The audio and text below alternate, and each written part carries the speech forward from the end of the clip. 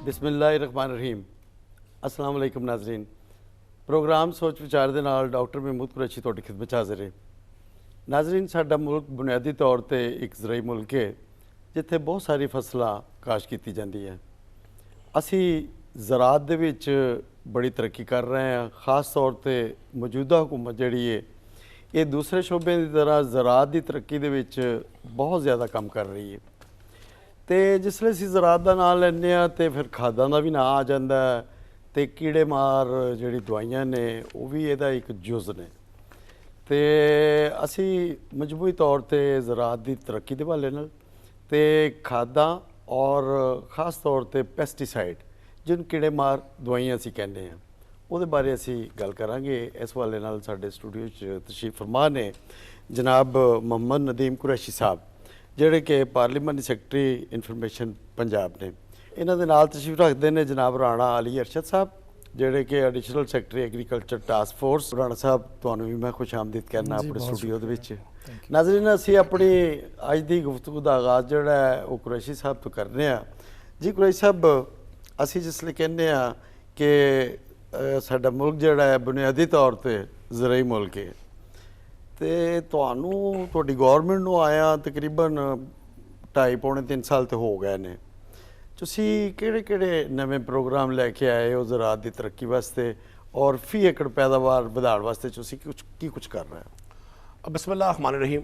Doctor साहब thank you very much. एक तो बड़ा तुसीं अच्छा टॉपिक अपने प्रोग्राम का हिस्सा बनाया। तुसीं फरमाया कि जी ये कहते हैं जी असीं एक ज़रई मुल्क है जी, कहते नहीं असीं वाकई ज़रई मुल्क अलहमदुलिल्लाह। और मैं अज भी समझना कि अगर साड़ी ज़रात नूं माज़े च ये प्रायोरिटी दी जाती कि जिवें मॉडर्न वर्ल्ड च एग्रीकल्चर उन्हां दी इंडस्ट्री की हैसीयत नाल चल रही है तो सिर्फ पंजाब पूरे साउथ एशिया वास्ते एक बहुत वड्डी फूड बास्केट है अलहमदुलिल्लाह। मैं पूरे पाकिस्तान की गल ही नहीं कर रहा, सिर्फ पंजाब की। तो बाकी सूबे भी माशाअल्लाह अपने अपने मुख्तलिफ उन्हां दी एग्रीकल्चर ते उन्हां ते अल्लाह दी ब्लैसिंग ने। असल च सूरत ये रही कि मैं चूँकि बेसिकली साउथ पंजाब तो हाँ, ठीक है। और साउथ पंजाब बुनियादी तौर पर जनाब भी समझते हो मैंगोज़ की धरती है, उत्थे दी वीट, उत्थे दी कॉटन, शुगर केन, उत्थे मतलब बाज़ फार्मर ऐसे ने जिन्हां दा इश्क है मैंगो नाल एग्रीकल्चर नाल। तो मैं अच्छा तुसीं पुछया कि जी तुहाडी गौरमेंट ने की कीता, तो मैं जरूर दसांगा क्योंकि आप जिस जेहड़े माहौल च असीं है ना जी इत्थे बहुत सारी नैगेटिव चीज़ां डिस्कस होंदियां ने, पॉजिटिव चीज़ां डिस्कस नहीं होंदियां। मैं चूँकि मेरा अपना जाती भी एग्रीकल्चरल बैकग्राउंड है और मैं बड़ा प्राउड फील करना ये दसते हुए कि पाकिस्तान की हिस्टरी पहली बार इस गवर्नमेंट ने नेशनल एग्रीकल्चर एमरजेंसी प्रोग्राम नाफिज किया। उसके मुताबिक पूरा एक प्लान वर्क होया और वो असी ये प्लान किया कि जी जी मेजर साड़ी क्रॉप्स ने जिमें कॉटन है, शुगर केन है, कमाद है, शुगर केन आ गई, मेज़ आ गई, जी भी क्रॉप्स ने असी मेजर क्रॉप की यील्ड पैदावार किवें वधानी है तो इन्होंने जो दरपेश मसाइल ने उन्होंने किवें फेस करना है। पाकिस्तान पिछली तेज़ी नाल पिछले 10-15 साल क्लाइमेट चेंज होया तो गवर्नमेंट तो इस सतह पर काम कर रही है। दूसरा असी जी मेजर क्रॉप सी उन्होंने बड़ा काम किया है, असी हाइब्रिड सीड पर बड़ा काम कर रहे हैं। फिर तुसीं देखिया होना है कि असी छोटे फार्मर वास्ते सबसिडीज़ मुतारिफ कराइया ने। हर क्रॉप के ग्रोअर नूं सबसिडी दी जा रही है। वो प्रोडक्ट्स है जिवें फर्टिलाइज़र है, जिवें सीड है, जिवें पेस्टिसाइड्स है। और अगर तुसीं क्रॉप वाइज भी डिस्कस करोगे तो बड़े हैरान कुन चीज़ां ने। मतलब कॉटन ते मेजर सबसिडी दी जा रही है उहदी पैदावारी सलाहियत वधाउण वास्ते, उहदे सीड नूं बेहतर और जदीद तरीके के मुताबिक ताकि लोगों को प्रोवाइड भी होवे और लोगों की यील्ड भी वधे। इसी तरह शुगर केन वास्ते। और दूसरा ये सारी सबसिडी एग्रीकल्चर मशीनरी पर दी जा रही है। पिछले दिन प्राइम मिनिस्टर उन्होंने ऐलान किया सी किसान कार्ड, तो ज़रा मुख्तसर जिहा दसो ना किसान कार्ड किवें मिलेगा और उसका फायदा की होएगा? पाकिस्तान च रिवाज सी इस गवर्नमेंट तो पहले हाथ नाल राइस की प्लांटेशन का सोइंग करन दा। ठीक है। राइस प्लांटर ते गवर्नमेंट 50% सबसिडी दे रही है। मतलब ये 40 तो 50 लैख का डिफरेंट टाइप के प्लांटर ते डिफरेंट सबसिडीज़ ने। बास प्लांटर ऐसे ने 50% सबसिडी है। इवें ही असी जो शुगर केन प्लांटर है, शुगर केन भी हथ नाल लगाने का रिवाज सी। तुहानूं पता है जदीद एग्रीकल्चर च जदों तक तुसीं जदीद तरीकाकार नहीं अपनाओगे ना प्रोडक्शन वधेगी और ना एक्सपेंस मीट होंगे फार्मर दे। किसान कार्ड एक बहुत बड़ा एक इनकलाब है। मतलब सबसिडीज़ माजी भी एक रुझान से सबसिडी का, लेकिन ये एक आम तौर पर तासुर सी भी सबसिडी आम ग्रोअर तक नहीं पहुँच पाती। हुण ये डायरैक्ट किया गया है कि लोगों को कार्ड इशू हो रहे हैं और ये सारा बैंकिंग सिस्टम के थ्रू है। ਜਿਹੜਾ ਫਾਰਮਰ ਉਹਦੀ ਜਿੰਨੀ ਸਬਸਿਡੀ ਬਣੇਗੀ ਉਹ ਥਰੂ ਬੈਂਕ ਉਹਦੇ ਅਕਾਊਂਟ ਵਿੱਚ ਸ਼ਿਫਟ ਹੋ ਜਾਏਗੀ। ਜੀ ਰਾਣਾ ਸਾਹਿਬ, ਮਾਸ਼ਾਅੱਲਾ ਤੁਸੀਂ ਬਿਊਰੋਕਰੇਟ ਹੋ ਤੇ ਜ਼ਰਾਅਤ ਦੀ ਤਰੱਕੀ ਦੇ ਵਿੱਚ ਜਿਹੜਾ ਤੁਹਾਨੂੰ ਟਾਸਕ ਦਿੱਤਾ ਗਿਆ ਹੈ, ਉਹ ਹੈ ਕੀੜੇਮਾਰ ਅਦਵਿਆਤ। ਤੇ ਸਾਨੂੰ ਤੇ ਇਹੀ ਅਖਬਾਰਾਂ ਤੋਂ ਪਤਾ ਚੱਲਦਾ ਜਾਂ ਕਿਸਾਨ ਜਿਹੜੇ ਕਹਿੰਦੇ ਨੇ ਕਿ ਦਵਾਈਆਂ ਵੀ ਪਿਓਰ ਨਹੀਂ ਹੁੰਦੀਆਂ। ਇਹਦੇ ਬਾਰੇ ਤੁਸੀਂ ਕੀ ਕਰ ਰਹੇ ਹੋ ਕਿ ਲੋਕਾਂ ਨੂੰ ਜਿਹੜੀ ਕੀੜੇਮਾਰ ਅਦਵਿਆਤ ਨੇ ਉਹ ਅਸਲੀ ਮਿਲ ਸਕਣ? ਗੁਜ਼ਸ਼ਤਾ 2 ਸਾਲ ਦੀਆਂ ਜਿਹੜੀ ਕੰਬਾਈਨਡ ਐਫਰਟ ਹੈ ਗੌਰਮੈਂਟ ਦੇ ਮੁਖਤਲਿਫ ਡਿਪਾਰਟਮੈਂਟਸ ਦੇ, ਉਹਦੇ ਨਤੀਜੇ ਅਲਹਮਦੁਲਿਲਾ ਆਉਣੇ ਸ਼ੁਰੂ ਹੋ ਗਏ ਨੇ। ਸਾਡੇ ਗੁਜ਼ਸ਼ਤਾ 2 ਸਾਲ ਦੇ ਵਿੱਚ 27% ਮਕਈ ਦੀ ਪੈਦਾਵਾਰ 'ਚ ਇਜ਼ਾਫਾ ਹੋ ਗਿਆ ਜੀ। ਠੀਕ ਹੈ। ਕੌਮ ਲਈ ਵੀ ਸਾਰਿਆਂ ਲਈ ਅੱਛੀ ਖਬਰ ਹੈ, ਖੁਸ਼ਖਬਰੀ ਹੈ। ਦੁਨੀਆ ਦਾ ਸਭ ਤੋਂ ਪਹਿਲਾ ਪੇਸ਼ਾ ਜਿਹੜਾ ਨਾ ਉਹ ਜ਼ਰਾਅਤ ਹੈ। ਹਜ਼ਰਤ ਆਦਮ ਅਲੈਹਿਸਲਾਮ ਜਦੋਂ ਦੁਨੀਆ ਦੇ ਤਸ਼ਰੀਫ ਲਾਏ ਤੇ ਉਹਨਾਂ ਜ਼ਰਾਅਤ ਦਾ ਪੇਸ਼ਾ ਅਖਤਿਆਰ ਕੀਤਾ ਜੀ। ਫਿਰ ਹੁਣ ਦੁਨੀਆ ਦਾ ਜੋ ਤੁਸੀਂ ਆਪਣੇ ਖਿੱਤੇ ਦੇ ਵਿੱਚ, ਇਹ ਜਿਹੜਾ ਖਿੱਤਾ ਹੈ ਸਾਡਾ ਪੰਜਾਬ, ਜਿਹਦੇ ਵਿੱਚ ਅਸੀਂ ਬੈਠੇ ਹਾਂ, 5 ਪਾਣੀਆਂ ਦੀ ਸਰਜ਼ਮੀਨ ਹੈ। ਪੰਜਾਬ 5 ਪਾਣੀਆਂ ਦੀ ਸਰਜ਼ਮੀਨ, ਇਹ ਅੱਲਾਹ ਤਾਲਾ ਨੇ ਇਹਨੂੰ ਸਪੈਸ਼ਲੀ ਡਿਜ਼ਾਈਨ ਕੀਤਾ ਹੈ ਐਗਰੀਕਲਚਰ ਲਈ ਜੀ। ਡਿਜ਼ਾਈਨ ਕਿਸ ਤਰ੍ਹਾਂ ਕੀਤਾ ਜੀ? ਤੁਸੀਂ ਸ਼ਮਾਲ ਵੱਲ ਚਲੇ ਜਾਓ ਤੇ ਤੁਹਾਡੇ ਕੋਲ ਦੁਨੀਆ ਦੇ ਬੁਲੰਦੋ ਬਾਲਾ ਬੁਲੰਦ ਤਰੀਨ ਪਹਾੜ ਨੇ, ਔਰ ਉਹਨਾਂ ਪਹਾੜਾਂ ਦੇ ਵਿੱਚ ਦੁਨੀਆ ਦੇ ਸਭ ਤੋਂ ਵੱਡੇ ਗਲੇਸ਼ੀਅਰਸ ਨੇ। ਉਹਨਾਂ ਗਲੇਸ਼ੀਅਰਸ ਦੇ ਵਿੱਚ ਸਰਦੀਆਂ 'ਚ ਬਰਫ਼ ਜੰਮ ਜਾਂਦੀ। ਅੱਲਾਹ ਤਾਲਾ ਦੇਖੋ ਜੀ, ਸਟੋਰੇਜ ਟੈਂਕ ਇਨਸਾਨ ਲਈ ਏਡੇ ਵੱਡੇ ਸਟੋਰੇਜ ਦਾ ਇੰਤਜ਼ਾਮ ਕਰਨਾ ਲਿਟਰਲੀ ਪੋਸੀਬਲ ਨਹੀਂ ਹੈਗਾ। ਤੇ ਅੱਲਾਹ ਕਰੀਮ ਨੇ ਇਸ ਖਿੱਤੇ ਦੇ ਲੋਕਾਂ ਲਈ ਉਸ ਸਟੋਰੇਜ ਦਾ ਬੰਦੋਬਸਤ ਕੀਤਾ ਹੈ। ਉੱਥੇ ਸਰਦੀਆਂ 'ਚ ਬਰਫ਼ ਪੈਂਦੀ ਹੈ ਔਰ ਬਰਫ਼ ਜਮ੍ਹਾਂ ਹੋ ਜਾਂਦੀ ਹੈ। ਅਗਲਾ ਆ ਗਿਆ ਜੀ, ਸਪਲਾਈ ਕਿਸ ਤਰ੍ਹਾਂ ਹੋਏਗੀ? ਰੱਬੇ ਕਰੀਮ ਨੇ ਇਸ ਖਿੱਤੇ ਦੀ ਸਰਜ਼ਮੀਨ ਇਸ ਤਰ੍ਹਾਂ ਡਿਜ਼ਾਈਨ ਕੀਤੀ ਹੈ ਕਿ ਇਹ ਜਿਹੜੇ ਫੁੱਟ ਹਿਲਸ ਨੇ ਸਾਡੇ ਗਲੇਸ਼ੀਅਰਸ ਦੇ ਪਹਾੜਾਂ ਤੋਂ, ਉੱਥੋਂ ਸ਼ੁਰੂ ਹੋ ਕੇ ਤੇ ਜਦੋਂ ਅਰੇਬੀਅਨ ਸੀ 'ਚ ਜਾ ਕੇ ਸਾਡੇ ਦਰਿਆ ਡਿੱਗਦੇ ਨਾ, ਤੇ 1000 ਫੁੱਟ ਤੋਂ ਜ਼ਿਆਦਾ ਇਹ ਸਲੋਪ ਬਣੀ ਅੱਲਾਹ ਤਾਲਾ ਨੇ। ਇਹ ਵੀ ਇਨਸਾਨ ਦੇ ਵੱਸ ਨਹੀਂ ਸੀ ਹੈ ਕਿ ਦਰਿਆ ਬਣਾ ਲੈਂਦਾ ਜਾਂ ਨਹਿਰਾਂ ਬਣਾ ਲੈਂਦਾ, ਤਾਂ ਵਕਤ ਕਿ ਕੁਦਰਤ ਦੀ ਪਦਾਖਲਤ ਜਾਂ ਇੰਟਰਵੈਂਸ਼ਨ ਆਉਂਦੀ। ਰੱਬੇ ਕਰੀਮ ਨੇ ਇਸ ਖਿੱਤੇ ਨੂੰ ਸਪੈਸ਼ਲੀ ਡਿਜ਼ਾਈਨ ਕੀਤਾ ਹੈ ਐਗਰੀਕਲਚਰ ਪਰਪਸ ਲਈ। ਫਿਰ ਮੈਂ ਇਹਨਾਂ ਦੀ ਗੱਲ ਦੇ ਨਾਲ ਵੀ ਇਤਫਾਕ ਕਰਾਂਗਾ ਕਿ ਇਸ ਖਿੱਤੇ 'ਚ ਇੰਨਾ ਪੋਟੈਂਸ਼ੀਅਲ ਹੈ ਕਿ ਇਹ ਪੂਰੇ ਸਾਊਥ ਏਸ਼ੀਆ ਦੇ ਜਿਹੜੀਆਂ ਗੁਜ਼ਾਰੀ ਜ਼ਰੂਰੀਆਤ ਨੇ ਨਾ, ਉਹਨਾਂ ਨੂੰ ਪੂਰਾ ਕਰ ਸਕਦਾ। ਪਾਕਿਸਤਾਨ ਦਾ ਬਹੁਤ ਛੋਟਾ ਜਿਹਾ ਖਿੱਤਾ ਹੈ, ਇਹਦੀ ਨਿਸਬਤ ਅਗਰ ਅਸੀਂ ਦੁਨੀਆ ਨੂੰ ਸਪਲਾਈ ਕਰਨਾ ਚਾਹੀਏ ਤਾਂ ਸਾਡੇ ਕੋਲ ਇੰਨਾ ਪੋਟੈਂਸ਼ੀਅਲ ਹੈ। ਮੈਂ ਪਿਛਲੇ ਦਿਨ ਰਿਸਰਚ ਕਰ ਰਿਹਾ ਸਾਂ ਕਿ ਪੋਟੈਂਸ਼ੀਅਲ ਦੇ ਹੋਰ ਕੀ ਸੈਗਮੈਂਟਸ ਨੇ। ਦੇਖੋ ਜੀ, ਜ਼ਮੀਨ, ਤੁਹਾਡੇ ਕੋਲ ਪਾਣੀ ਆ ਗਿਆ, ਸਭ ਤੋਂ ਬੁਨਿਆਦੀ ਜ਼ਰੂਰਤ ਹੈ ਜ਼ਮੀਨ ਆ ਗਈ, ਦੁਨੀਆ ਦੇ ਜ਼ਖੀਰਤਰੀਨ ਪਾਣੀ ਵੀ ਆ ਗਏ। ਤੁਹਾਡੇ ਕੋਲ ਰਿਸੋਰਸਿਸ ਮੈਂ ਦੱਸੇ ਨੇ, 5 ਦਰਿਆ ਨੇ ਜਿਹੜੇ ਸਾਰਾ ਸਾਲ ਅਲਹਮਦੁਲਿਲਾ ਬਹਿੰਦੇ ਰਹਿੰਦੇ ਨੇ। ਫਿਰ ਤੁਹਾਡੇ ਕੋਲ ਡੈਮਸ ਨੇ, ਦੁਨੀਆ ਦੇ ਚੰਦ ਵੱਡੇ, ਮੰਗਲਾ ਡੈਮ ਹੈ, ਤਰਬੇਲਾ ਔਰ ਦੀਗਰ ਡੈਮਸ ਬਣ ਰਹੇ ਨੇ। ਉਸ ਤੋਂ ਬਾਅਦ ਇਹ ਸਾਰੇ ਪੋਟੈਂਸ਼ੀਅਲ ਨੂੰ ਅਨਟੈਪ ਕਰਨ ਲਈ, ਯੂਟੀਲਾਈਜ਼ ਕਰਨ ਲਈ ਤੁਹਾਨੂੰ ਇਹ ਚਾਹੀਦਾ ਹਿਊਮਨ ਰਿਸੋਰਸ। ਔਰ ਅਸੀਂ ਦੁਨੀਆ ਦੀਆਂ ਉਹਨਾਂ ਅਕਵਾਮ 'ਚੋਂ ਖੁਸ਼ਕਿਸਮਤ ਤਰੀਨ ਕੌਮ ਆ ਕਿ ਜਿੱਥੇ ਨੌਜਵਾਨਾਂ ਦੀ ਰੇਸ਼ੋ ਜ਼ਿਆਦਾ 19 ਸਾਲ ਤੋਂ ਲੈ ਕੇ ਤੇ 40 ਸਾਲ ਤੱਕ ਦੁਨੀਆ ਦੇ ਜਿਹੜੇ ਮੁਲਕ ਨੇ ਉਹਨਾਂ ਸਭ ਤੋਂ ਜ਼ਿਆਦਾ ਹੈ। ਤੁਸੀਂ ਜਾਪਾਨ ਦੇਖ ਲਓ, ਉੱਥੇ ਬੁੱਢਿਆਂ ਦੀ ਤਾਦਾਦ ਬਹੁਤ ਜ਼ਿਆਦਾ ਹੈ। ਇਸੇ ਤਰ੍ਹਾਂ ਬੇਬੀ ਪਾਲਿਸੀ ਦੀ ਵਜ੍ਹਾ ਤੋਂ ਚਾਈਨਾ ਦੇ ਵਿੱਚ ਵੀ ਹਾਲਾਤ ਮੁਖਤਲਿਫ ਨੇ। ਲੇਕਿਨ ਦੁਨੀਆ ਜਿਹੜੀ ਸਭ ਤੋਂ ਤਵਾਨਾ ਤੇ ਤਾਕਤਵਰ ਲੇਬਰ ਉਹ ਵੀ ਸਾਡੇ ਕੋਲ ਮੌਜੂਦ ਹੈ। ਔਰ ਗੌਰਮੈਂਟ ਦੀ ਪਾਲਿਸੀਜ਼ ਦੀ ਵਜ੍ਹਾ ਤੋਂ, ਹਾਰਡ ਵਰਕ ਦੀ ਵਜ੍ਹਾ ਤੋਂ, ਕਿਸਾਨ ਭਾਈਆਂ ਦੀ ਮਿਹਨਤ ਦੀ ਵਜ੍ਹਾ ਤੋਂ ਉਹਦੇ ਸਮਰਾਟ ਵੀ ਆ ਰਹੇ ਨੇ। ਪਾਕਿਸਤਾਨ ਦੀ ਤਾਰੀਖ 'ਚ ਇਸ ਵਾਰੀ ਜਿਹੜੀ ਗੰਦਮ ਪੈਦਾ ਹੋਈ ਹੈ ਉਹ ਸਭ ਤੋਂ ਜ਼ਿਆਦਾ 28 ਲੱਖ ਮਿਲੀਅਨ ਟਨ ਨੂੰ ਵੀ ਇਨਸ਼ਾਅੱਲਾ ਅਜ਼ੀਜ਼ ਕਰਾਸ ਕਰੇਗਾ ਜੀ। ਕੁਰੈਸ਼ੀ ਸਾਹਿਬ, ਆਪਣਾ ਇਹ ਸਾਡਾ ਜਿਹੜਾ ਖਿੱਤਾ ਹੈ, ਅਸੀਂ ਜਿਹਦੀ ਤਾਰੀਫ ਕਰ ਰਹੇ ਹਾਂ, ਬਲਕਿ ਪੂਰੀ ਦੁਨੀਆ ਤਾਰੀਫ ਕਰਦੀ ਹੈ। ਕੋਈ ਜ਼ਮਾਨਾ ਸੀ ਕਿ ਅਸੀਂ ਜਿਹੜੀ ਕਾਟਨ ਹੈ ਉਹ ਐਕਸਪੋਰਟ ਕਰਦੇ ਸਾਂ, ਤੇ ਉਹ ਜਿਹੜੇ ਜੋ ਵੀ ਪਿੱਛੇ ਫੈਕਟਰ ਆਏ, ਉਹ ਕੀ ਵਜੂਹਾਤ ਹੋਈਆਂ ਪੋਲੀਟੀਕਲੀ ਜਾਂ ਕੋਈ ਹੋਰ ਵਜੂਹਾਤ, ਤੁਸੀਂ ਇਸ 2.5-3 ਸਾਲ ਦੇ ਵਿੱਚ ਕਾਟਨ ਨੂੰ ਖੜਾ ਕਰਨ ਵਾਸਤੇ ਕੀ ਕੁਝ ਇਕਦਾਮਾਤ ਕਰ ਰਹੇ ਹੋ? ਕਈ ਫੈਕਟਰਸ ਨੇ। ਅੱਛਾ, ਮੈਂ ਜ਼ਾਤੀ ਤੌਰ ਤੇ ਆਪ ਵੀ ਕਾਸ਼ਤਕਾਰ, ਮੇਰਾ ਬੈਕਗ੍ਰਾਉਂਡ ਹੈ, ਮੈਂ ਦੱਸਿਆ ਮੇਰੀ ਆਪਣੀ ਜ਼ਾਤੀ ਵੀ ਕਾਸ਼ਤ ਹੈ। ਇੱਕ ਤਾਂ ਬਿਲਕੁਲ ਹਕੂਮਤਾਂ ਦੀ ਪ੍ਰਾਇੋਰਟੀ ਐਗਰੀਕਲਚਰ ਨਹੀਂ ਰਹੀ।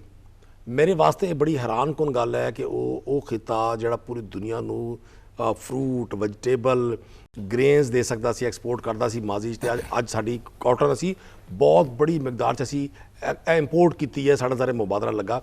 3-4 ਫੈਕਟਰ ਨੇ। ਇੱਕ ਤੇ ਕਾਟਨ ਜ਼ੋਨ 'ਚ ਨੂੰ ਦਾਨਿਸਤਾ, ਉੱਥੇ ਸ਼ੂਗਰ ਮਿਲ ਦੀ ਜਿਹੜੀ ਇੰਸਟਾਲਮੈਂਟ ਹੋਈ ਔਰ ਲੋਕਾਂ ਨੂੰ ਕਨਵਰਟ ਕੀਤਾ ਗਿਆ ਸ਼ੂਗਰ ਕੇਨ ਦੀ ਤਰਫ। ਇਹ ਕਿਉਂ ਹੋਇਆ? ਦੇਖੋ ਜੀ, ਇਹਦੀ ਬੜੀ ਇੱਕ ਲੰਬੀ ਦਾਸਤਾਨ ਹੈ। ਇਹ ਜਿਹੜੇ ਤਾਕਤਵਰ ਲੋਕ ਸਨ, ਸ਼ੂਗਰ ਇੰਡਸਟਰੀ ਤੇ ਨਾ ਜੀ, ਇੱਕ ਵਰਡ ਅੱਜ ਕੱਲ ਹਰ ਬੰਦਾ ਸੁਣਦਾ ਹੈ। ਕਈ ਲੋਕ ਇੱਕ ਇਲਾਕਾ ਹੀ ਕਾਟਨ ਦਾ ਹੈ ਤੇ ਉੱਥੇ ਫਿਰ ਸ਼ੂਗਰ ਕੇਨ ਵਿੱਚ ਕਿੱਥੋਂ ਆ ਗਏ? ਦੇਖੋ ਨਾ ਜੀ, ਜਦੋਂ ਉਹ ਉੱਥੇ ਥੋੜੇ ਰਕਬੇ ਸਸਤੇ ਸਨ, ਅਪਰ ਪੰਜਾਬ ਦੀ ਨਿਸਬਤ ਉੱਥੇ ਵਾਟਰ ਦੀ ਅਵੇਲੇਬਿਲਿਟੀ ਜ਼ਿਆਦਾ ਸੀ। ਚੂँਕਿ ਸ਼ੂਗਰ ਕੇਨ ਨੂੰ ਪਾਣੀ ਜ਼ਿਆਦਾ ਚਾਹੀਦਾ ਹੈ, ਉਸ ਏਰੀਆ 'ਚ ਪਾਣੀ ਦੀ ਅਵੇਲੇਬਿਲਿਟੀ ਸੀ, ਮਿੱਠਾ ਪਾਣੀ ਸੀ, ਦਾਨਿਸਤਾ ਪਲਾਂਟ ਕਰਕੇ ਉੱਥੇ ਸ਼ੂਗਰ ਮਿਲਾਂ ਲਾਈਆਂ ਗਈਆਂ। ਜਦੋਂ ਸ਼ੂਗਰ ਮਿਲ ਲੱਗੀ ਉਹਦੇ ਨਾਲ ਇੱਕ ਮੈਂ ਇੱਕ ਵਰਡ ਇਸਤੇਮਾਲ ਕਰ ਰਿਹਾ ਸੀ, ਅੱਜ ਕੱਲ੍ਹ ਮਾਫੀਆਜ਼ ਦਾ, ਕਾਰਟਲ ਦਾ ਇੱਕ ਵਰਡ ਯੂਜ਼ ਹੁੰਦਾ ਹੈ। ਆਮ ਬੰਦਾ ਕਹਿੰਦਾ ਇਹ ਮਾਫੀਆਜ਼ ਕੀ ਨੇ? ਮਾਫੀਆਜ਼ ਦਾ ਮਤਲਬ ਹੈ ਕਿ ਕੁਝ ਲੋਕ ਇੱਕ ਜੱਥਾ ਬਣਾ ਕੇ ਚੀਜ਼ਾਂ ਨੂੰ ਕੰਟਰੋਲ ਕਰ ਲੈਣ, ਮਰਜ਼ੀ ਦਾ ਰੇਟ ਦੇਣ, ਮਰਜ਼ੀ ਦੀ ਪ੍ਰੋਡਕਸ਼ਨ ਕਰਨ, ਮਰਜ਼ੀ ਦੀ ਸਪਲਾਈ ਦੇਣ। ਹਰ ਸ਼ੋਬਾ ਜ਼ਿੰਦਗੀ 'ਚ ਇਹ ਮਾਫੀਆਜ਼ ਕੰਮ ਕਰ ਰਹੇ ਸਨ। ਇਵੇਂ ਹੀ ਸਾਡੇ ਉਸ ਏਰੀਏ 'ਚ ਸਾਊਥ ਪੰਜਾਬ ਮੇਨ ਹੱਬ ਹੈ ਅੱਜ ਵੀ ਕਾਟਨ ਦਾ, ਕਾਟਨ ਪ੍ਰੋਡਕਸ਼ਨ ਦਾ। ਔਰ ਇਨਸ਼ਾਅੱਲਾ ਅਸੀਂ ਆਪਣੇ ਉਸ ਮਾਜ਼ੀ ਦੀ ਤਰਫ ਜਾਵਾਂਗੇ ਜਿਹੜੀ ਗਵਰਨਮੈਂਟ ਹੁਣ ਪਾਲਿਸੀ ਲੈ ਰਹੀ ਹੈ। ਉੱਥੇ ਵੀ ਜਿਹੜੀ ਕਾਟਨ ਫੈਕਟਰੀ ਸੀ ਉਹਨਾਂ ਨੇ ਵੀ ਇਸਤਹਿਸਾਲ ਕੀਤਾ ਕਾਸ਼ਤਕਾਰ ਦਾ। ਕਾਸ਼ਤਕਾਰ ਪ੍ਰੋਡਿਊਸ ਕਰਦਾ ਸੀ ਕਾਟਨ ਬੜੀ ਮਿਹਨਤ ਨਾਲ।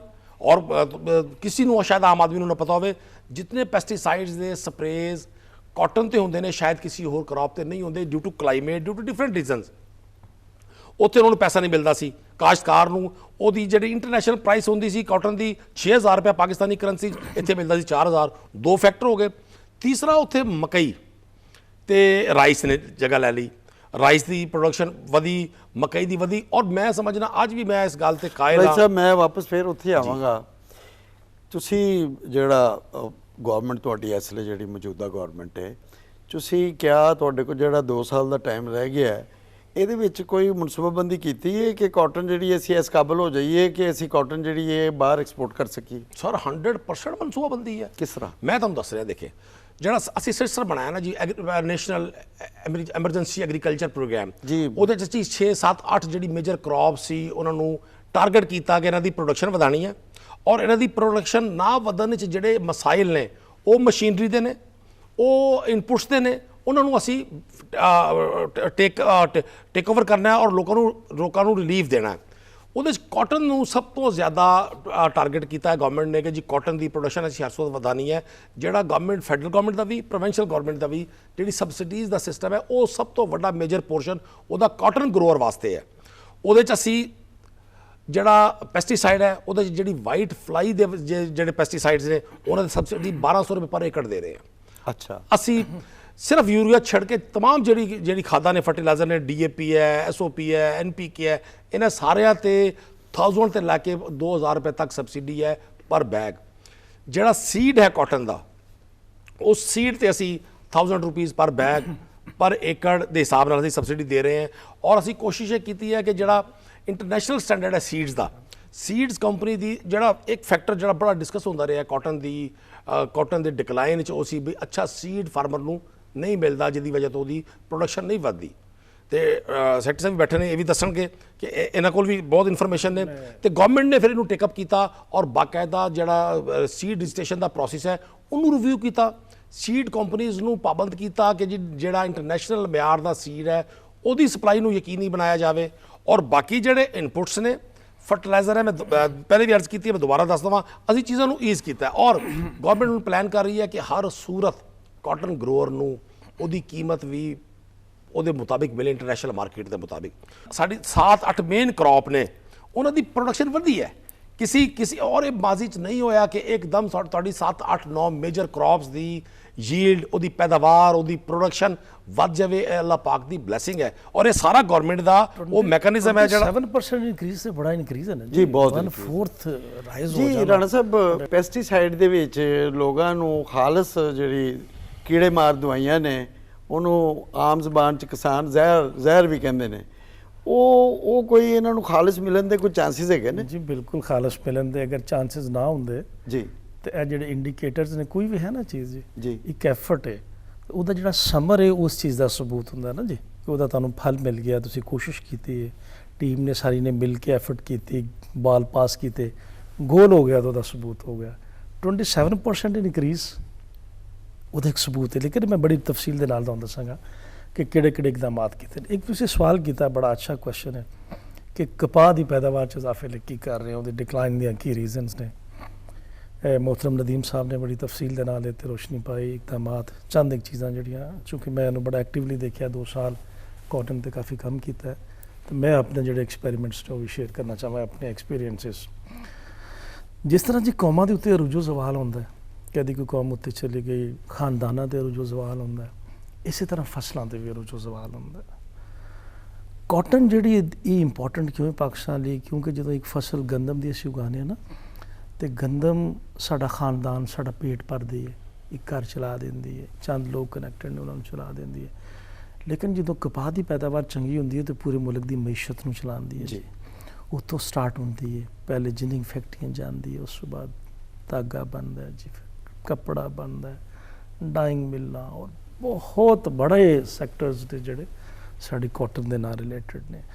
ਅੱਗੇ ਆ ਜਾਂਦੇ ਹਾਂ ਜੀ, ਪਿਛਲੇ 2-3 ਸਾਲ ਦੇ ਵਿੱਚ ਵਾਕਈ ਡਿਕਲਾਈਨ ਹੋਇਆ, 5 ਮਿਲੀਅਨ ਦੇ ਉੱਤੋਂ 3.5 ਮਿਲੀਅਨ ਤੇ ਆ ਗਿਆ, ਅੱਛਾ ਖਾਸਾ ਡਿਕਲਾਈਨ ਹੈ।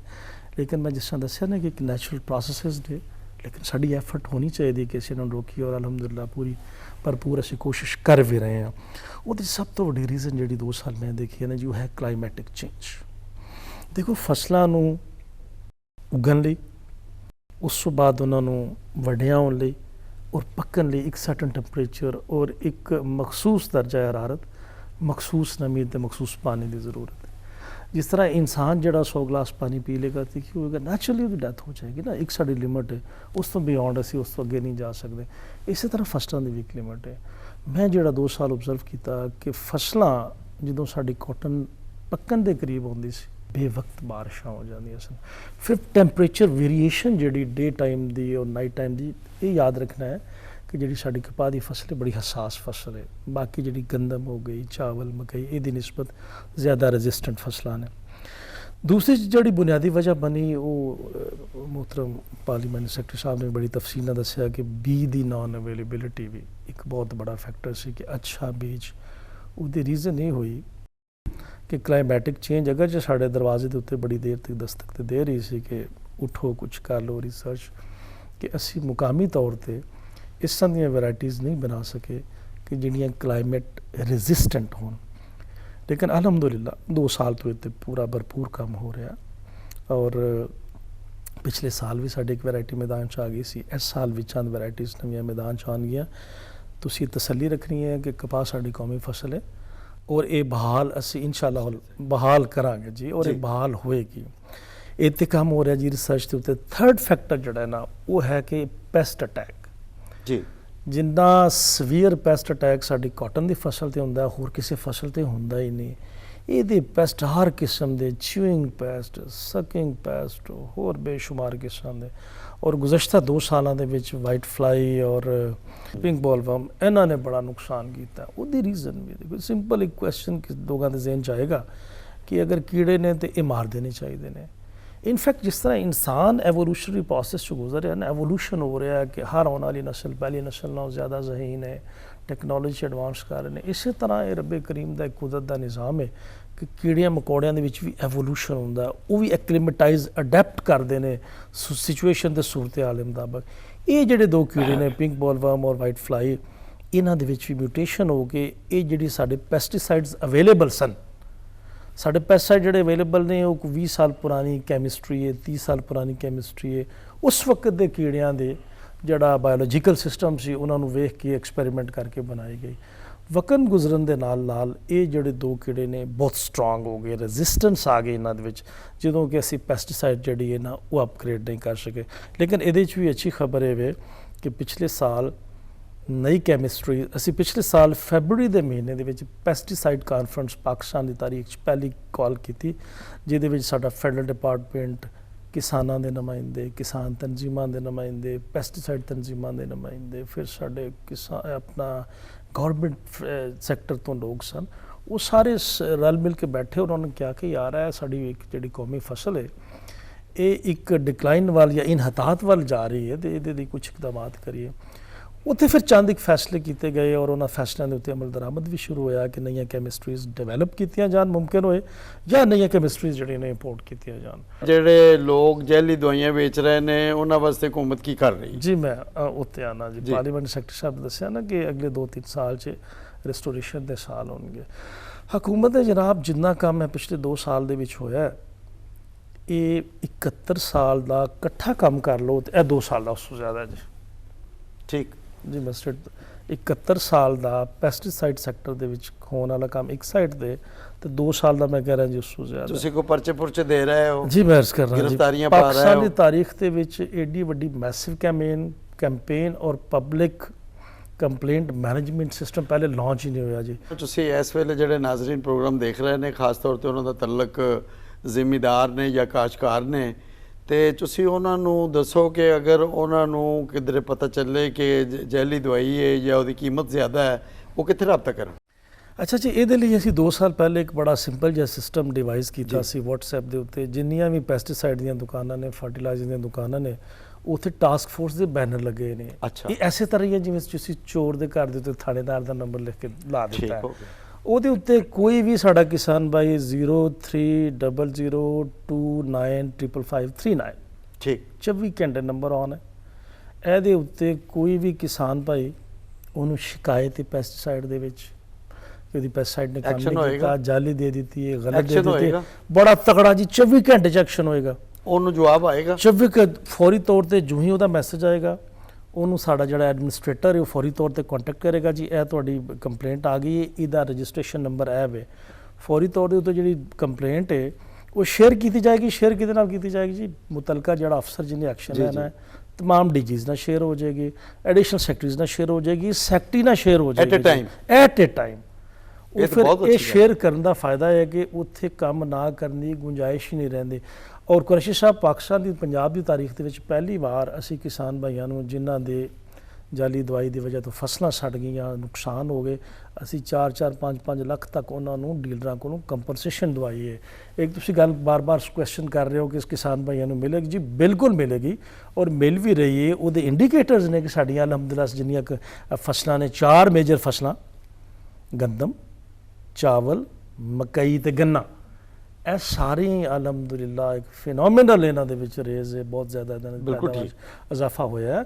ਉਹ ਕਿਸਾਨ ਭਾਈਆਂ ਨੂੰ ਅੱਛੀ ਖਾਦ ਤੇ ਅੱਛੇ ਜ਼ਰੀ ਮੁਦਾਖਲ ਪੈਸਟੀਸਾਈਡ ਮਿਲ ਰਹੇ ਨੇ ਤਾਂ ਹੀ ਮੁਮਕਿਨ ਹੋਇਆ। ਅਸੀਂ ਇਹਦੇ 'ਚ ਕੀ ਐਕਸ਼ਨ ਕੀਤੇ ਨੇ ਜੀ? ਬੜਾ ਸ਼ਾਰਟ ਜਿਹਾ ਗਿਣਵਾ ਦੇਣਾ ਤੁਹਾਨੂੰ ਜੀ। 1000 ਤੋਂ ਬਹੁਤਾ ਜ਼ਿਆਦਾ ਬੰਦਾ ਫੜਿਆ ਜੀ, 1000 ਤੋਂ ਜ਼ਿਆਦਾ FIR ਲਾਂਚ ਕੀਤੀ ਹੈ ਪਿਛਲੇ 2 ਸਾਲ ਦੇ ਵਿੱਚ। ਤੇ ਪਾਕਿਸਤਾਨ ਦੀ ਤਾਰੀਖ ਦੇ ਵਿੱਚ ਪਹਿਲੀ ਵਾਰੀ ਹੁਣ ਤੱਕ ਅਸੀਂ 34 ਫੈਕਟਰੀਆਂ ਐਸੀਆਂ ਫੜ ਚੁੱਕੇ ਹਾਂ ਜਿਹੜੀਆਂ ਅਰਸਾ ਦਰਾਜ਼ ਦੇ ਉੱਤੋਂ ਜਾਲੀ ਖਾਦਾਂ ਔਰ ਜਾਲੀ ਫਰਟੀਲਾਈਜ਼ਰ ਬਣਾ ਲਈਆਂ ਨੇ। ਹੋਰ ਤੇ ਡਾਕਟਰ ਸਾਹਿਬ ਰਾਵੀ ਦੇ ਕਿਨਾਰੇ ਦੇ ਉੱਤੇ ਫੈਕਟਰੀ ਲੱਗੀ ਸੀ ਔਰ ਅਲਹਮਦੁਲਿਲਾ ਅਸੀਂ 24 ਆਵਰਸ ਵਿਜੀਲੈਂਟ ਆ। ਕੱਲ ਦੀ ਗੱਲ ਹੈ ਜੀ, ਮੁਲਤਾਨ 'ਚ 92 ਲੱਖ ਰੁਪਏ ਦੀ ਜਾਲੀ ਪੈਸਟੀਸਾਈਡ ਔਰ 92 ਲੱਖ ਜੀ, 92 ਲੱਖ ਰੁਪਇਆ ਜੀ, 24 ਮੁਖਤਲਿਫ ਕੰਪਨੀਆਂ ਦੀ ਜਾਲੀ ਪੈਸਟੀਸਾਈਡ ਜਾਲੀ ਲੇਬਲ ਲਾ ਕੇ ਬਣਾ ਰਹੇ ਸਨ, ਅਸੀਂ ਫੜਿਆ। ਇਹਦੇ ਉੱਤੇ ਹਕੂਮਤ ਵੱਲੋਂ ਹਦਾਇਤ ਨੇ, 0 ਟੋਲਰੈਂਸ ਨੇ। ਔਰ ਮੈਂ ਤੁਹਾਨੂੰ ਪੂਰੀ ਫਾਰਸ਼ ਵੀ ਮੰਨ ਲੈਂਦੇ ਹੋ? ਪੂਰੀ ਦਿਆਨਤਦਾਰੀ ਨਾਲ ਜੀ ਦੱਸਾਂ, ਨਹੀਂ ਕਿਸੇ ਬਾਸਰ ਬੰਦੇ ਦਾ ਫੋਨ ਆ ਜਾਏਗਾ, ਬੰਦਾ ਛੱਡ ਦਿਓ ਜੀ ਮੇਰਾ ਜੀ, ਮੈਂ ਜੀ ਮੰਨ ਜਾਂਦੇ ਹੋ? ਗੱਲ ਕਰਨ ਲੱਗਾ ਜੀ, ਪੂਰੀ ਦਿਆਨਤਦਾਰੀ ਨਾਲ ਦੱਸਾਂ ਜੀ ਕਿ ਸਾਨੂੰ ਚੀਫ ਮਿਨਿਸਟਰ ਸਾਹਿਬ ਵੱਲੋਂ ਹਦਾਇਤ ਹੈ 0 ਟੋਲਰੈਂਸ। ਠੀਕ, ਸਾਡੇ ਮਿਨਿਸਟਰ ਸਾਹਿਬ ਬੜਾ ਕੋਆਪਰੇਟ ਕੀਤਾ ਹੈ, ਸੈਕਟਰੀ ਸਾਹਿਬ ਨੇ ਬੜਾ ਕੋਆਪਰੇਟ ਕੀਤਾ ਔਰ ਅਲਹਮਦੁਲਿਲਾ ਕੋਈ ਇੱਕ ਕੇਸ ਵੀ ਐਸਾ ਨਹੀਂ ਜਿਹਦੇ 'ਚ ਅਸੀਂ ਸਿਫਾਰਿਸ਼ ਕਰਨੀ ਹੈ। ਬਿਲਕੁਲ ਸਹੀ। ਨਦੀਮ ਕੁਰੈਸ਼ੀ ਸਾਹਿਬ, ਇਸ ਵੇਲੇ ਨਾਜ਼ਰੀਨ ਤੁਹਾਨੂੰ ਵੇਖ ਰਹੇ ਨੇ ਜਿਨ੍ਹਾਂ ਦਾ ਤਅਲਕ ਜ਼ਮੀਨ ਨਾਲ ਹੈ, ਜ਼ਿਮੀਂਦਾਰ ਨੇ ਜਾਂ ਕਾਸ਼ਤਕਾਰ ਨੇ, ਤੇ ਮੁਲਕੀ ਤਰੱਕੀ ਦੇ ਵਿੱਚ ਜ਼ਰਾਅਤ ਦੀ ਤਰੱਕੀ ਵਾਸਤੇ ਤੁਸੀਂ ਕੋਈ ਪੈਗਾਮ ਦੇਣਾ ਪਸੰਦ ਕਰੋਗੇ? ਜ਼ਰਾਅਤ ਪਾਕਿਸਤਾਨ ਦੀ ਬੈਕਬੋਨ ਹੈ। ਪਾਕਿਸਤਾਨ ਅਰਸਾ ਦਰਾਜ਼ ਤੋਂ ਮੁਆਸ਼ੀ ਪ੍ਰੋਬਲਮ ਦਾ ਸ਼ਿਕਾਰ ਰਿਹਾ ਹੈ ਔਰ ਸਾਡੇ ਕੋਲ ਇੱਕੋ ਵੇ ਹੈ। ਤੁਸੀਂ ਪੂਰੀਆਂ ਦੁਨੀਆ ਨੂੰ ਦੇਖ ਲਓ, ਜਿਹੜੀ ਦੁਨੀਆ ਇਸ ਟਾਈਮ ਇਕਨੋਮਿਕਲੀ ਲੀਡ ਕਰ ਰਹੀ ਹੈ, ਉਹਨਾਂ ਨੇ ਆਪਣੇ ਨੇਚਰਲ ਰਿਸੋਰਸਿਸ ਨੂੰ ਆਪਣਾ ਬੈਕਬੋਨ ਬਣਾਇਆ ਹੈ। ਅੱਲਾਹ ਕਰੀਮ ਨੇ ਪਾਕਿਸਤਾਨ ਨੂੰ ਐਗਰੀਕਲਚਰ ਦੇ ਬੜੇ ਖਜ਼ਾਨੇ ਦਿੱਤੇ ਨੇ। ਅਗਰ ਜਿਵੇਂ ਗੌਰਮੈਂਟ ਹੁਣ ਕਰ ਰਹੀ ਹੈ, ਚूँकि ਪ੍ਰੋਗਰਾਮ ਦਾ ਟਾਈਮ ਬੜਾ ਸ਼ਾਰਟ ਹੁੰਦਾ, ਬਹੁਤ ਸਾਰੀ ਚੀਜ਼ਾਂ ਡਿਸਕਸ ਨਹੀਂ ਹੋ ਸਕਦੀਆਂ, ਲੇਕਿਨ ਮੈਂ ਅਲਹਮਦੁਲਿਲਾ ਪੁਰ ਉਮੀਦ ਹਾਂ ਕਿ ਗੌਰਮੈਂਟ, ਜਿਹੜਾ ਕਾਸ਼ਤਕਾਰ ਮੈਨੂੰ ਸੁਣ ਰਿਹਾ PTV ਦੇ ਥਰੂ, ਔਰ ਜਿਹੜੇ ਲੋਕ ਗੌਰਮੈਂਟ ਦੇ ਪਾਲਿਸੀਆਂ ਤੋਂ ਫੈਜ਼ਯਾਬ ਹੋ ਰਹੇ ਨੇ, ਉਹ ਮੇਰੀ ਗੱਲ ਨੂੰ ਮੰਨਣਗੇ ਕਿ ਇਸ ਤੋਂ ਪਹਿਲੇ ਮਾਜ਼ੀ 'ਚ ਕਦੀ ਨਹੀਂ ਹੋਇਆ ਕਿ ਡਾਇਰੈਕਟ ਸਬਸਿਡੀ ਮਸ਼ੀਨਰੀ ਤੇ, ਪੈਸਟੀਸਾਈਡ ਤੇ, ਫਰਟੀਲਾਈਜ਼ਰ ਤੇ ਉਹਨਾਂ ਦੀ ਗੌਰਮੈਂਟ ਨੇ ਪੂਰਾ ਸਿਸਟਮ ਕੀਤਾ ਹੈ ਕਿ ਨਹਿਰੀ ਪਾਣੀ ਦੀ ਅਵੇਲੇਬਿਲਿਟੀ ਨੂੰ ਇਨਸ਼ੋਰ ਕੀਤਾ ਜਾਵੇ। ਤੇ ਮੇਰਾ ਪੈਗਾਮ ਇਹ ਹੈ ਕਿ ਤੁਸੀਂ ਪਿਆਰ ਨਾਲ, ਮੁਹੱਬਤ ਨਾਲ ਐਗਰੀਕਲਚਰ ਤੇ ਕੰਮ ਕਰੋ। ਗੌਰਮੈਂਟ ਤੁਹਾਡੇ ਨਾਲ ਖੜੀ ਹੈ, ਅਸੀਂ ਮਿਲ ਜੁਲ ਕੇ ਆਪਣੀ ਪ੍ਰੋਡਕਸ਼ਨ ਵਧਾਵਾਂਗੇ, ਪਾਕਿਸਤਾਨ ਦੇ ਲੋਕਾਂ ਦੀ ਜ਼ਰੂਰਤ ਪੂਰੀ ਕਰਾਂਗੇ ਔਰ ਦੁਨੀਆ ਨੂੰ ਐਕਸਪੋਰਟ ਕਰਾਂਗੇ। ਪੂਰੀ ਦੁਨੀਆ ਇਸ ਟਾਈਮ ਗਜ਼ਾਈ ਕਿੱਲਤ ਦਾ ਸ਼ਿਕਾਰ ਹੈ ਔਰ ਪਾਕਿਸਤਾਨ ਤੇ ਮੈਂ ਫਿਰ ਰਾਣਾ ਸਾਹਿਬ ਦੀ ਗੱਲ ਦਾ, ਮੈਂ ਇਹਨਾਂ ਦੀ ਰਿਸਰਚ ਤੇ ਬੜਾ ਮੁਤਾਸਿਰ ਹੋਇਆ। ਇਹਨਾਂ ਨੇ ਬੜੀ ਸ਼ਾਨਦਾਰ ਗੱਲ ਕੀਤੀ ਹੈ, ਸਾਨੂੰ ਬੜਾ ਟੌਪਿਕ ਮਿਲ ਗਿਆ ਕਿ ਅੱਲਾਹ ਪਾਕ ਨੇ ਇਹ ਫੂਡ ਬਾਸਕਟ ਬਣਾਈ ਹੈ ਪੂਰੀ ਦੁਨੀਆ ਵਾਸਤੇ। ਅਸੀਂ ਕਿਉਂ ਨਾ ਆਪਣੀ ਮਿਹਨਤ ਨਾਲ, ਸਾਡਾ ਕਿਸਾਨ ਬੜਾ ਬਹਾਦਰ ਹੈ, ਸਾਡਾ ਕਿਸਾਨ ਬੜਾ ਦਲੇਰ ਹੈ, ਉਹਨੇ ਬੜੀ ਮੁਸ਼ਕਿਲਾਤ ਦਾ ਮੁਕਾਬਲਾ ਕੀਤਾ ਹੈ। ਹੁਣ ਗੌਰਮੈਂਟ ਉਹਦੇ ਨਾਲ ਕੰਧਾ ਮਿਲਾ ਕੇ ਖੜੀ ਹੈ, ਉਹ ਹਿੰਮਤ ਕਰੇ, ਫਸਲਾਂ ਨੂੰ ਵਧਾਵੇ, ਪੈਸੇ ਦਿਲਵਾਣਾ, ਉਹਨਾਂ ਦੇ ਤਾਵਨ ਕਰਨਾ, ਜਾਲੀ ਸੀਡ ਪੈਸਟੀਸਾਈਡ ਮਾਫੀਆ ਨੂੰ ਕੰਟਰੋਲ ਕਰਨਾ, ਉਹ ਗੌਰਮੈਂਟ ਦੀ ਜ਼ਿੰਮੇਵਾਰੀ ਇਨਸ਼ਾਅੱਲਾ। ਬਿਲਕੁਲ ਸਹੀ। ਨਾਜ਼ਰੀਨ, ਤੁਸੀਂ ਸਾਡੇ ਜਿਹੜੇ ਮਹਿਮਾਨ ਨੇ, ਇਹਨਾਂ ਦੀ ਮਾਹਿਰੀਨ ਨੇ, ਇਹਨਾਂ ਦੀ ਗੱਲ ਬੜੀ ਤਫਸੀਲ ਨਾਲ ਸੁਣੀ। ਪਤਾ ਹੀ ਲੱਗਦਾ ਹੈ ਕਿ ਕੋਈ ਵੀ ਮੁਲਕ ਹੋਵੇ, ਚਾਹੇ ਤਰੱਕੀ ਯਾਫਤਾ ਹੋਵੇ ਜਾਂ ਤਰੱਕੀ ਪਜ਼ੀਰ ਹੋਵੇ, ਉੱਥੇ ਇਕੱਲਿਆਂ ਘੁੰਮਣ ਦਾ ਕੰਮ ਨਹੀਂ ਚੱਲਦੇ, ਆਵਾਮ ਨੂੰ ਅੱਗੇ ਆਉਣਾ ਪੈਂਦਾ। ਅਸੀਂ ਆਪਣੀ ਫੀ ਏਕੜ ਪੈਦਾਵਾਰ ਜਿਹੜੀ ਹੈ ਉਹਨੂੰ ਵਧਾਉਣਾ ਹੈ। ਅਸੀਂ ਕੋਈ ਵੀ ਫਸਲ ਬੀਜ ਰਹੇ ਹਾਂ, ਫੀ ਏਕੜ ਪੈਦਾਵਾਰ 'ਚ ਇਜ਼ਾਫਾ ਕਰਾਂਗੇ ਤੇ ਸਾਡੇ ਮੁਲਕ ਦੀ ਤੇ ਸਾਡੀ ਆਪਣੀ ਖੁਸ਼ਹਾਲੀ ਹੈ। ਗੌਰਮੈਂਟ ਜਿਸ ਤਰ੍ਹਾਂ ਤੁਹਾਨੂੰ ਸਹੂਲਤਾਂ ਦੇ ਰਹੀ ਹੈ ਔਰ ਐਮਰਜੈਂਸੀ ਇਹਨਾਂ ਨੇ ਲਾਈ ਹੈ, ਇਹ ਖਾਦ ਦੇ ਉੱਤੇ, ਕੀੜੇਮਾਰ ਦਵਾਈਆਂ ਦੇ ਉੱਤੇ, ਮਸ਼ੀਨਰੀ ਦੇ ਉੱਤੇ, ਇੰਨਾ ਕੁਝ ਤੁਹਾਨੂੰ ਮਿਲ ਰਿਹਾ ਹੈ, ਕਿਹਦੇ ਵਾਸਤੇ ਵੇ? ਇਹ ਤੁਹਾਡੇ ਵਾਸਤੇ ਵੇ। ਫਿਰ ਦੇਖੋ ਕਿਸਾਨ ਕਾਰਡ ਆ ਰਿਹਾ ਹੈ। ਕਿਸਾਨ ਕਾਰਡ ਜਿਹੜਾ ਹੈ ਉਹਦਾ ਫਾਇਦਾ ਤੁਹਾਨੂੰ ਇਹ ਹੋ ਗਿਆ ਕਿ ਦਰਮਿਆਨ 'ਚੋਂ ਬੰਦਾ ਨਿਕਲ ਗਿਆ। ਤੁਸੀਂ ਡਾਇਰੈਕਟ ਜਾ ਕੇ ਬੈਂਕ ਕੋਲੋਂ ਪੈਸੇ ਜਿਹੜੇ ਨੇ ਗੌਰਮੈਂਟ ਨੇ ਤੁਹਾਨੂੰ ਦੇਣੇ ਨੇ, ਉਹ ਤੁਹਾਨੂੰ ਮਿਲ ਜਾਣੇ ਨੇ। ਲਿਹਾਜ਼ਾ ਵਕਤ ਜ਼ਾਇਆ ਕੀਤੇ ਬਗੈਰ ਗੌਰਮੈਂਟ ਜਿਵੇਂ ਦੱਸ ਰਹੀ ਹੈ, ਇਹਨਾਂ ਦੀ ਪਾਲਿਸੀਆਂ ਦੇ ਮੁਤਾਬਕ, ਮਾਹਿਰੀਨ ਦੀ ਹਦਾਇਤ ਦੇ ਮੁਤਾਬਕ ਤੁਸੀਂ ਆਪਣੀ ਜ਼ਰਾਤ ਨੂੰ ਅੱਗੇ ਵਧਾਓ। ਜਨਾਬ ਮੁਹੰਮਦ ਨਦੀਮ ਕੁਰੈਸ਼ੀ ਸਾਹਿਬ ਔਰ ਜਨਾਬ ਰਾਣਾ ਅਲੀ ਅਰਸ਼ਦ ਸਾਹਿਬ, ਤੁਸੀਂ ਦੋਨੋਂ ਮੌਜ਼ਜ਼ ਮਹਿਮਾਨ ਸਾਡੇ ਸਟੂਡੀਓ ਤਸ਼ਰੀਫ ਲਿਆਏ, ਤੁਹਾਡੀ ਆਮਦ ਦਾ ਬੇਹੱਦ ਸ਼ੁਕਰੀਆ। ਨਾਜ਼ਰੀਨ, ਇਹਦੇ ਨਾਲ ਹੀ ਸਾਡੇ ਅੱਜ ਦੇ ਪ੍ਰੋਗਰਾਮ ਦਾ ਵੇਲਾ ਮੁੱਕਦਾ ਹੈ। ਇਜਾਜ਼ਤ ਦਿਓ। ਅੱਲਾ ਵੇਲੀ।